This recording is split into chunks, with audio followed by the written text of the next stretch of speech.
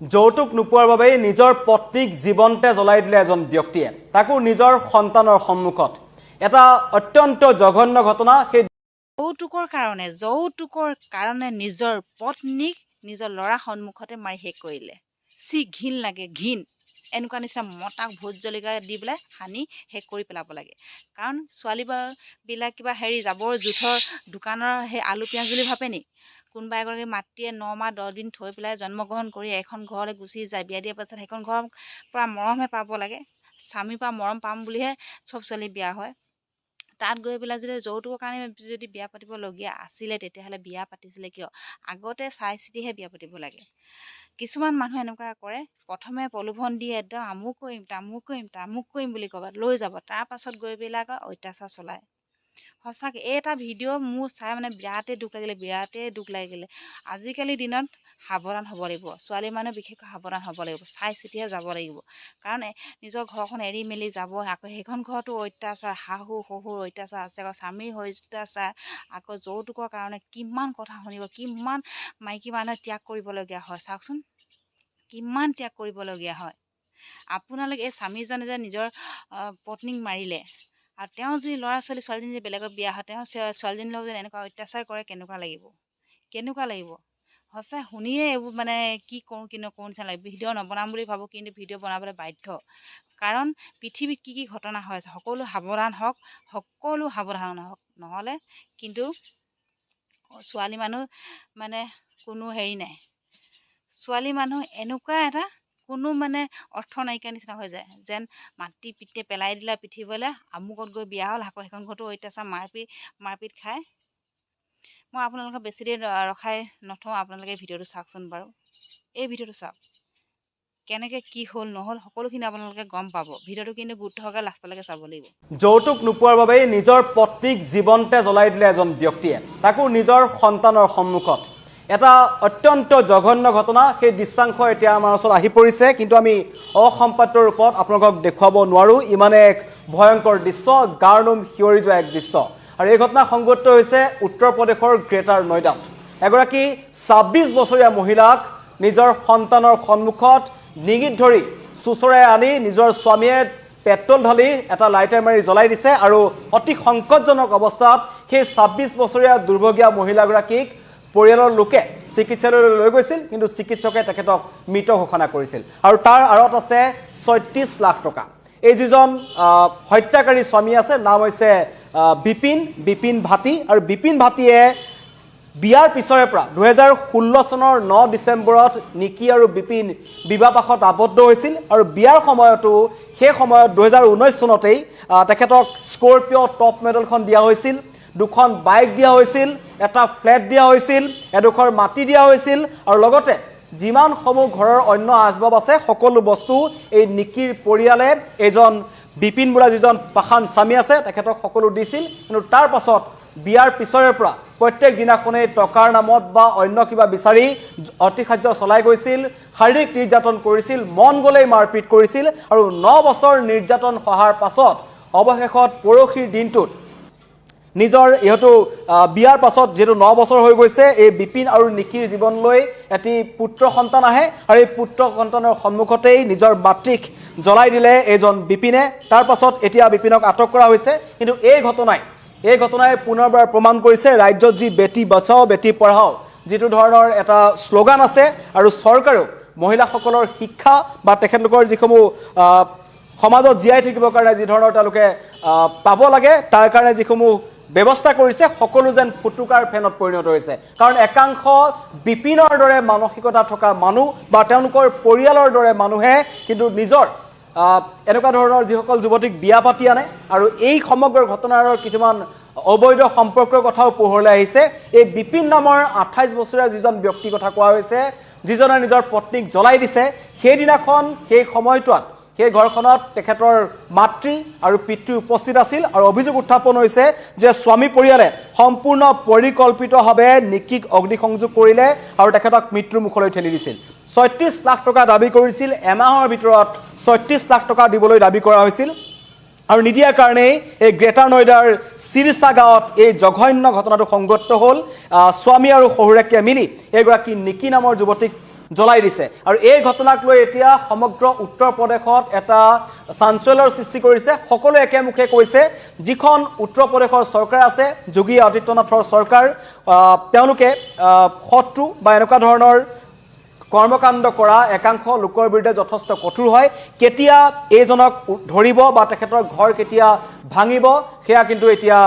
সকলোৱে দাবী কৰিছে যে এইজন বিপিতৰ ঘৰ তাৰ পৰা ভাঙিব লাগে লগতে কঠোৰৰ পৰা কঠোৰ শাস্তি প্ৰদান কৰিব লাগে অভিযোগ উত্থাপন হৈছে যে শহুৰেক আৰু শাহুৰেকে এই ২৬ বছৰীয়া নিকিক দীৰ্ঘদিন ধৰি অত্যাচাৰ চলাই আহিছিল খাবলৈ দিয়া নাছিল মন গলে মাৰপিট কৰিছিল আৰু এইজন বিপিনৰ বহু মহিলাৰ সৈতে তেওঁৰ সম্পৰ্ক আছিল সেই অভিযোগ উত্থাপন কৰিছে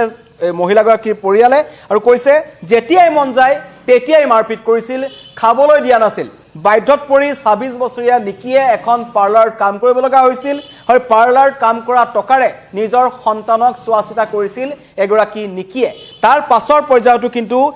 দুটামান ভিডিঅ' ভাইৰেল হৈ আছে এতিয়া যিকেইটা অসম্পাদ্য ৰূপত আমি আপোনালোকক দেখুৱাব নোৱাৰো ইমানেই ভয়ংকৰ দৃশ্য যে প্ৰথম অৱস্থাত এটা হাই কাজিয়া হয় হাই কাজিয়া হোৱাৰ পিছত মাৰপিট কৰি এজন পাখণ্ড বিপিনে এজন দানৱ ৰূপী আচলতে নিজৰ পত্নীক ডিঙিত ধৰি চুচৰাই আনিছে আৰু ওপৰ জোপৰি তেখেতক ঘূৰি আহিছে মুখত প্ৰচণ্ড ঘোচা মাৰিছে তাৰ পাছত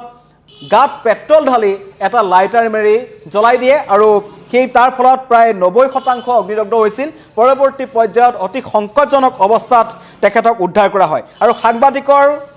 সন্মুখত নিকিৰ ৬ বছৰীয়া পুত্ৰই যি শিহৰণকাৰী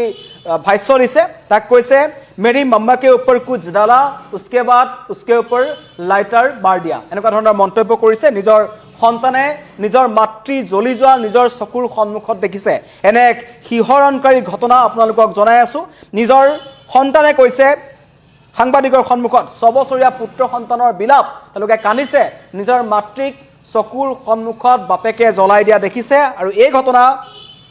দীৰ্ঘ দিনৰ পৰা চলি আছিল বিয়া হোৱা ৯ বছৰ হৈছিল 2016 চনৰ 9 ডিচেম্বৰত তেওঁলোকৰ বিয়া হৈছিল আৰু বিয়াৰ পাছৰে প্ৰায় বিভিন্ন ধৰণৰ যৌতুক দাবী কৰি আহিছিল প্ৰতিদিনে মাৰপিট কৰি আহিছিল অন্য মহিলাৰ সৈতে সম্পৰ্ক আছিল এজন বিপিন নামৰ যিজন ব্যক্তিৰ কথা কোৱা হৈছে যাক ইতিমধ্যে আটক কৰা হৈছে কিন্তু প্ৰথম অৱস্থাতে নিজৰ পত্নীৰ পৰিয়ালৰ পৰা স্কৰপিঅ টপ মডেল এটা ফ্লেট লাখ লাখ টকা তেওঁ লৈছিল আৰু পৰৱৰ্তী পৰ্যায়ত সেই লোভ তেওঁলোকৰ বাঢ়ি গৈছিল তাৰ কাৰণে এই ঘটনা সংঘটিত হ'ল এতিয়া এই ঘটনাক ৩৬ লাখ টকা যি দাবী কৰিছিল তাৰ কাৰণে বহুবাৰ নিজৰ পত্নীৰ পৰিয়াললৈ ফোন কৰিছিল এজন বিপিনে আৰু নিকিয়েও নিজৰ মাতৃ পৰিয়ালৰ লগত কৈছিল যদিহে টকা নিদিয়ে হয়তো মোক মাৰি পেলাব কাৰণ এয়া এক পৰিকল্পিত হত্যাকাণ্ড আছিল সফদাৰজং হস্পিটেলত মৃত ঘোষণা কৰা হৈছে আৰু ইতিমধ্যেই আৰক্ষীয়ে এজন বিপিনক আটক কৰিছে কিন্তু এতিয়া পলাতক হৈ আছে বিপিনৰ মাতৃ বিপিনৰ পিতৃ আৰু তেখেতৰ ভাতৃ কাৰণ তেওঁলোকে মিলি এগৰাকী ২৬ বছৰীয়া যুৱতীক হত্যা কৰিলে তেওঁলোকে অগ্নি সংযোগ কৰিলে আৰু পূৰ্বৰে পৰা স্বামী পৰিয়ালৰ বিৰুদ্ধে অভিযোগ আছে যে সৰু সৰু কথাতেই নিকিক তেওঁলোকে টাৰ্গেট কৰি লৈছিল মাৰপিট কৰিবলৈ লৈছিল ৬ বছৰীয়া পুত্ৰ সন্তানে শিহৰণকাৰী বৰ্ণনা দিছে আৰু কৈছে এই সমগ্ৰ ঘটনাৰ আঁৰত যৌতুক ৩৬ লাখ টকা নোপোৱাৰ কাৰণেই নিজৰ পত্নীক জীৱনতে পেট্ৰল ঢালি জ্বলাই দিছে বিপিন নামৰ এজন পাখান স্বামীয়ে সমগ্ৰ ঘটনাৰ তদন্ত কৰি থকা হৈছে কিন্তু এই ঘটনাই পুনৰবাৰ কৈছো যে যি বেটি বঢ়াও বেটি বচাও বেটি পঢ়াও যিটো ধৰণৰ শ্লোগান দিয়া হৈছিল কৈছিল যে দেশৰ যুৱতীসকল মহিলাসকলে মূৰ দাঙি জীয়াই থাকিব তেওঁলোকৰ শিক্ষা তেওঁলোকে পাব আৰু তেওঁলোকে স্বামী পৰিয়ালত তেখেতলোকক যি যেনেকুৱা ধৰণৰ অত্যাচাৰ আছে সেই অত্যাচাৰৰ পৰা সকলোকে আসলে তেনেকুৱা ধৰণৰ অত্যাচাৰ নচলিবৰ কাৰণে জ্ঞান দিবৰ কাৰণে এনেকুৱা ধৰণৰ আঁচনি অনা হৈছিল কিন্তু সকলো ফুটুকাৰ ফেনত পৰিণত হৈছে আৰু এইগৰাকী নিকিৰ পিতৃয়ে কোৱা মতে তেওঁ কৈছে যে যোগী আদিত্যনাথে মন গ'লেই কাৰোবাৰ ঘৰত বুলডোজাৰ চলায় মন গ'লেই সৰু সৰু অপৰাধীৰ ওপৰত তেওঁ কিন্তু গুলি চলায় এতিয়া কি কৰিব সেয়া কিন্তু অভিযোগ উত্থাপন কৰিছে তেওঁলোকে দাবী কৰিছে যে মোৰ কন্যাক জীৱনতে জ্বলাই দিয়া সেই পাখান বিপিনক কেতিয়া এনকাউণ্টাৰ কৰিব উত্তৰ প্ৰদেশ আৰক্ষীয়ে কেতিয়া তেওঁৰ ঘৰ ভাঙিব এই মন্তব্য কৰিছে নিকিৰ দুৰ্ভগীয়া পিতৃয়ে তেওঁ ন্যায় বিচাৰিছে আৰু কৈছে যে পিতৃৰ নাম হৈছে ভিকাৰী সিং পাইলাই তেওঁ কৈছে তেওঁলোক হত্যাকাৰী তেওঁলোকক গুলিয়াই হত্যা কৰা উচিত তেওঁলোকৰ ঘৰ ভাঙি পেলোৱা উচিত মোৰ ছোৱালীয়ে পাৰ্লাৰ চলাই অতি কষ্টৰে ৬ বছৰীয়া পুত্ৰ সন্তানক চোৱাচিতা কৰি আছিল কিন্তু তাৰ পাছতো পাখান স্বামীয়ে সেই 26 বছৰীয়া মহিলাগৰাকীক নৃশংসভাৱে জ্বলাই হত্যা কৰিলে। মন্তব্য আহিছে সেই ভুক্তভোগী নিকিৰ ভাতৃৰ আৰু আৰক্ষী। আপোনালোকক শুনাব বিচাৰিছোঁ। मैम 2016 9 दिसंबर आफ्टर लोडबंदी के बाद हमने शादी की थी। स्कॉर्पियो शादी में दी थी टॉप मॉडल। बाकी बेसिक सामान जो घर का होता है नॉर्मली इलेक्ट्रिक वगैरह फर्नीचर वगैरह वो सारा दिया था कम्प्लीटली।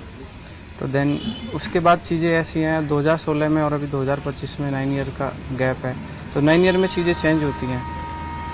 और बाकी मैरिटल अफेयर भी थे लड़के के बाहर, दोनों के ही हैं।